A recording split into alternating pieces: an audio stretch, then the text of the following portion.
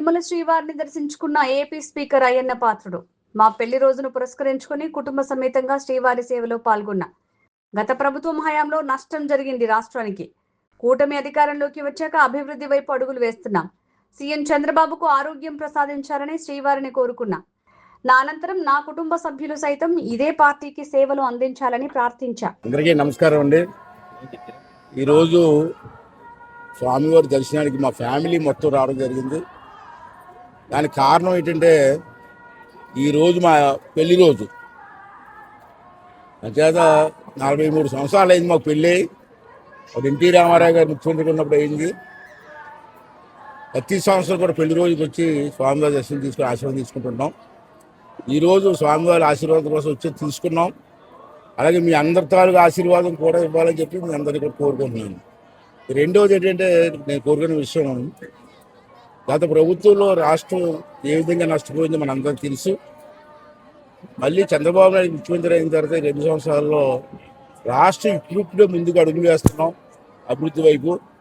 అంచేత రాబోయే 3 సంవత్సరాలు కూడా చంద్రబాబు నాయుడు గారికి ఆరోగ్యాన్ని, ధైర్యాన్ని నడిపించే శక్తినిచ్చి ఈ రాష్ట్ర అభివృద్ధి చేయడంలో స్వామివారి ఆశీర్వాదం ఉండాలని కోరుకుంటున్నాను.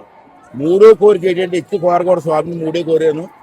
మూడో కోరిక ఏంటంటే, నాకు 25 సంవత్సరాల వయసు నుంచి తెలుగుదేశం పార్టీకి రామారావు గారి ఆశీర్వాదంతో ఇప్పుడు వరకు సేవ చేస్తూ వచ్చాను.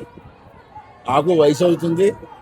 నా తర్వాత నా కుటుంబ సభ్యులకు కూడా ఈ పార్టీకి సేవ చేసే అవకాశం కల్పించమని చెప్పి ఆ స్వామివారిని కోరుకోవడం జరిగింది.